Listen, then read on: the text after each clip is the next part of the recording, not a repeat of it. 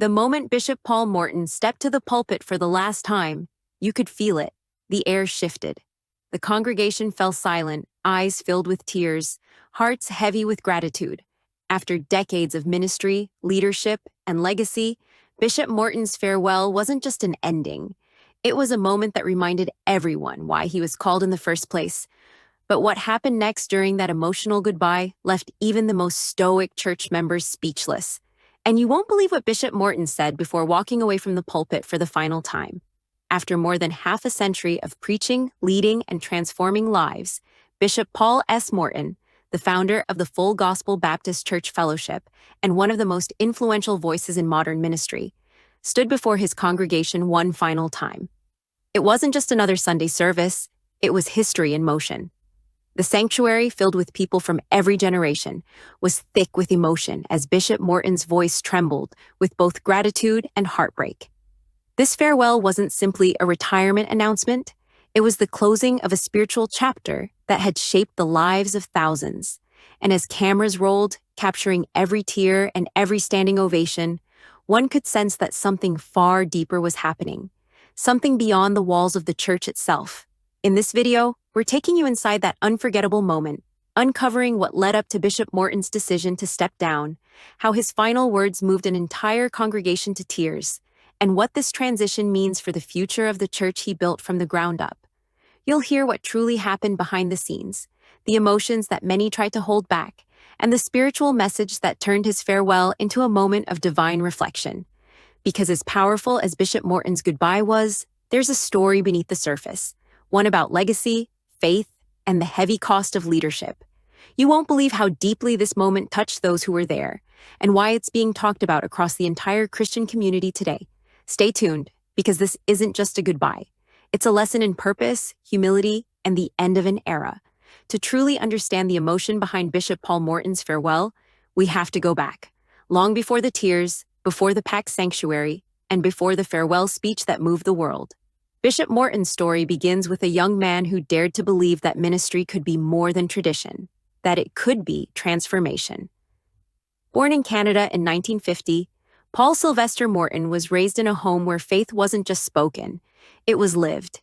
His father, Bishop C.L. Morton Sr., was a powerful preacher and leader in his own right, and young Paul grew up watching what true spiritual leadership looked like. But while many might have been content to simply follow in their father's footsteps, Paul had a vision that would expand far beyond what anyone imagined. When he began pastoring in New Orleans, Bishop Morton was young, passionate, and unafraid to challenge the limits of what the church could be. He believed that ministry wasn't meant to be confined by old systems, that worship could be free, expressive, and alive. In a time when many churches were resistant to change, Bishop Morton boldly embraced innovation. He introduced new music styles, encouraged open expressions of worship, and connected with people in a way that made faith feel personal again. This approach caught fire. Under his leadership, Greater St. Stephen Missionary Baptist Church transformed from a small local congregation into one of the most influential churches in America. Services were packed, music was electrifying, and the message of grace, excellence, and empowerment spread like wildfire. Soon, people across the nation were tuning in to hear Bishop Morton preach, not because he was flashy, but because he was real. But Bishop Morton's impact didn't stop at one church. In 1994, he founded the Full Gospel Baptist Church Fellowship, a movement that would go on to change the face of worship around the world. The idea was simple yet revolutionary: to give churches rooted in Baptist tradition the freedom to embrace the full power of the Holy Spirit. That vision broke barriers and built bridges, attracting pastors and congregations from every background. Under his leadership, the fellowship became a spiritual home for thousands of leaders, including many of today's most recognized pastors, gospel artists, and ministry figures. Through conferences, worship gatherings, and leadership summits, Bishop Morton became more than a preacher. He became a mentor, a father figure, and a voice of balance in a generation hungry for both truth and power. Over the decades, his influence extended far beyond the pulpit. His music ministry, through hit songs like Let It Rain, I'm Still Standing, and Bow Down and Worship Him, became the soundtrack for worship services across the globe. His ability to merge powerful preaching with anointed music made him a beloved figure not only in church circles, but also in the gospel music industry. And yet, behind the global recognition and ministry success, Bishop Morton carried a quiet humility. He often said that his greatest joy wasn't in numbers or fame, but in seeing people come to know Christ more deeply. He poured his heart into raising new leaders, empowering younger pastors, and reminding them that true ministry is about servanthood, not status. That's why when word spread that Bishop Morton was preparing to retire, it hit the church world hard. For many, it felt impossible to imagine the fellowship, or Sunday mornings, without his voice, his energy, and his unwavering faith. People began to reflect on how much his leadership had shaped not only churches, but entire generations of believers. And yet, even as the anticipation for his farewell grew, few could have predicted just how emotional that final moment would be. Because while most saw a celebrated bishop closing a chapter, those close to him knew the truth, that behind the smile, behind the strength, was a man quietly wrestling with the weight of letting go. As the day of his final address approached, emotions within the congregation ran high. Members from all over the country traveled to witness it in person, some flying in from across the world. There was laughter, celebration, and gratitude, but also an undeniable sense of sorrow. They knew they were saying goodbye to more than a leader. They were saying goodbye to a father of faith. But as powerful as his journey to the pulpit had been, what happened during that farewell service would reveal something even deeper: the heart of a man who had given everything to his calling. The atmosphere inside the church that morning was unlike anything the congregation had ever experienced. From the moment the doors opened, people flooded the sanctuary, men and women, young and old, faces filled with both joy and sadness. Some carried tissues, others wore expressions of quiet reverence. It wasn't just another Sunday, it was history in the making. The worship team began with songs that set the tone for what everyone knew would be a day to remember. The choir sang "Let It Rain," one of Bishop Morton's most beloved songs, and as the voices filled the room, many couldn't hold back their tears. This was the same song that had carried people through seasons of pain, the same anthem that had brought revival to churches across the country, and now it served as a soundtrack for farewell. When Bishop Morton finally stepped onto the stage, the entire congregation rose to its feet. The applause was deafening. Some people shouted, others simply stood in silence, hands lifted in gratitude. In that moment, you could feel the weight of 40 years of ministry resting in the room. The man standing before them wasn't just a pastor. He was a spiritual father, a guide, a voice of truth in a world that had changed so much since the day he first took the pulpit. As he approached the microphone, Bishop Morton paused. For a moment, he didn't say a word. He simply looked out across the room, at the thousands of faces staring back at him, and smiled. But it wasn't the smile of a man who had achieved everything. It was the smile of someone who knew that this goodbye was going to be harder than anyone realized. When he began to speak, his voice carried the same steady authority that had defined his ministry. Yet underneath that strength, there was a noticeable tremor, the kind that only comes when emotion and faith collide. He spoke first about gratitude to God for sustaining him through every season, gratitude to his wife, Pastor Deborah Morton, who had stood by him through every challenge and victory, and gratitude to his congregation, who had been his family for decades. Then his tone shifted. He began to reflect, not on the accomplishments, but on the journey itself. He talked about the struggles behind the scenes, the moments of doubt, the sleepless nights, the times when he questioned whether he was truly making a difference. He confessed that ministry hadn't always been easy, that leading people required a kind of strength only God could give. There was a powerful silence in the room as he said, "I've preached to you for years about faith, about trusting God in the unknown. But now, it's my turn to walk by faith. My season is changing, and as hard as it is, I have to trust that God's next move for my life is still good." At that moment, something shifted in the room. You could hear muffled sobs throughout the audience.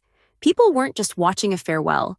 They were witnessing a transition, a man handing over not just a title, but a legacy. Bishop Morton had always been transparent about his humanity, and that day, his vulnerability spoke louder than any sermon. He went on to share how stepping away from leadership didn't mean stepping away from purpose. "I may not be leading from the front anymore," he said, "but I'll still be praying, mentoring, and cheering on those who will carry the torch forward." Then, in a moment that caught everyone off guard, Bishop Morton turned his message into a call for unity. He urged the congregation and pastors across the nation not to let division or ego undo what years of love and labor had built. "The work of the kingdom must continue," he said firmly. "Don't let my retirement be the end of momentum. Let it be the beginning of revival." As he spoke, cameras captured faces in the audience, longtime members wiping away tears, younger leaders nodding with conviction, and visitors who had simply come to be part of this historic moment. Gospel artists, pastors, and church leaders from across the country had gathered to pay their respects. Some of the most respected names in ministry were present, standing shoulder to shoulder in one of the most unified displays the church world had seen in years. Then came the moment that no one expected. The choir softly began to sing, "Bow Down and Worship Him," and Bishop Morton closed his eyes. Tears streamed down his face as he lifted his hands in worship. For nearly 5 minutes, the entire congregation joined him. Thousands of voices united, singing, weeping, worshiping. It was as if heaven itself had paused to witness the closing of one chapter and the birth of another. At the height of that worship, Bishop Morton's voice broke through the music. He said, "This isn't goodbye. It's just see you later." The church erupted. People stood, shouted, and wept all at once. It was a moment that perfectly captured who Bishop Morton had always been. A leader who pointed people not to himself, but to God. The service continued with tributes from family, friends, and leaders who had been shaped by his ministry. Some shared personal stories, others read letters of gratitude. But every testimony circled back to one undeniable truth. Bishop Paul Morton had left an indelible mark on the church world, one built not on fame, but on faithfulness. The days following Bishop Paul Morton's farewell service were nothing short of extraordinary. The moment his final sermon concluded, clips of his emotional goodbye began circulating across social media, snippets of his trembling voice, his heartfelt words, and that unforgettable moment when he raised his hands in worship one last time as senior pastor. Within hours, the internet was flooded with posts from fans, gospel artists, and church leaders expressing gratitude, admiration, and deep emotion over what many called the end of an era. Twitter and Instagram became virtual memorials of appreciation. Hashtags like #Thank You Bishop Morton, #FullGospelLegacy, and #PaulMorton. Farewell began trending in gospel and Christian communities across multiple platforms. People were sharing personal stories, testifying about how his ministry had touched their lives. Some remembered how his songs like "Let It Rain" and "Bow Down and Worship Him" had carried them through hard seasons. Others recalled his sermons that broke religious walls and inspired the creation of new ministries around the world. Major gospel outlets like the Gospel Today Network, Praise 102.5, and the Christian Post covered the story extensively. They described his final service as a moment of divine transition and a beautiful closure to a life of faithful leadership. Prominent pastors, from Bishop T.D. Jakes to Pastor John Gray and Bishop Marvin Sapp, shared tributes on their social media platforms, each acknowledging how Bishop Morton's life and ministry had paved the way for so many of them to thrive in their own callings. Bishop Jakes wrote, "Leadership isn't about longevity, it's about legacy." Bishop Morton didn't just build a church, he built a movement. His impact will outlive every sermon he's ever preached. Pastor John Gray added, "He showed us how to serve God without losing our humanity. He led with grace, loved with courage, and finished strong." Even gospel icons like Donnie McClurkin and Yolanda Adams shared emotional posts, reminiscing about the times they shared the stage with him. Donnie called him a father figure in faith, while Yolanda praised his unwavering integrity in a time when many chose popularity over purpose. But what stood out the most weren't the celebrity tributes. It was the heartfelt messages from everyday believers. People from small churches, urban ministries, and overseas congregations flooded the internet with video clips and handwritten notes. One viral post came from a woman in Louisiana who said Bishop Morton's sermons had given her strength to survive the darkest period of her life. Another came from a young pastor in South Africa who called him the bridge that made international ministry accessible for Black preachers everywhere. And perhaps the most touching reaction came from his wife, Pastor Deborah Morton. The day after the farewell, she took to the stage during a smaller midweek service and said, "For over 40 years, I've watched my husband pour out everything he had into God's people. He's given his time, his tears, and his truth. And though today marks the end of one chapter, I know his purpose isn't finished. He's simply entering into a new kind of ministry, one led by wisdom and rest." Her words moved the congregation to another round of applause and tears. News outlets soon began reflecting on Bishop Morton's broader impact. They revisited his revolutionary founding of the Full Gospel Baptist Church Fellowship, a movement that had given countless believers the freedom to express Pentecostal worship within traditional Baptist settings. That decision alone changed the face of modern worship. Before Morton's leadership, many churches struggled to reconcile spiritual passion with denominational order, but his boldness created a bridge, one that allowed the fire of the Holy Spirit to flow through Baptist churches worldwide without judgment or restriction. Scholars and religious commentators have since noted that Bishop Morton's leadership style was one of inclusion, balance, and vision. He was known for embracing innovation while maintaining biblical truth, a rare quality that made him both relatable and deeply respected. His influence didn't stop in the pulpit. His voice as a recording artist made him one of the few preachers to successfully merge ministry with gospel music. Through albums like Cry Your Last Tear and Let It Rain, Morton spread messages of hope to people who might never have stepped foot inside a church. But even as people celebrated his accomplishments, there was an underlying question that dominated online conversations. What happens next? Many wondered what the future of the Full Gospel Baptist Church Fellowship would look like without Bishop Morton at the helm. His departure left big shoes to fill, not just because of his charisma, but because of the trust he had built over decades. To that, Bishop Morton had already given a clear answer during his farewell. "The future of this church does not depend on me. It depends on God. I have planted, I have watered, and now I step back to let the next generation grow." That statement alone became one of the most quoted lines from his speech, symbolizing both humility and confidence in God's sovereignty. Within days, younger pastors and leaders began echoing his words in their own sermons, challenging their congregations to think beyond personality-driven leadership and focus instead on purpose-driven faith. Gospel radio stations dedicated special segments to his career, airing interviews, songs, and old sermons. Listeners called in to share how Bishop Morton had touched their lives, some in tears, others expressing deep gratitude. One caller said, "I never met him in person, but his voice was like a father's hug through the radio." Every word felt personal. Meanwhile, videos of his farewell continued to climb in views, not just from fans of gospel music, but from people who had never followed the church world closely. The emotional authenticity of the moment drew viewers from all backgrounds.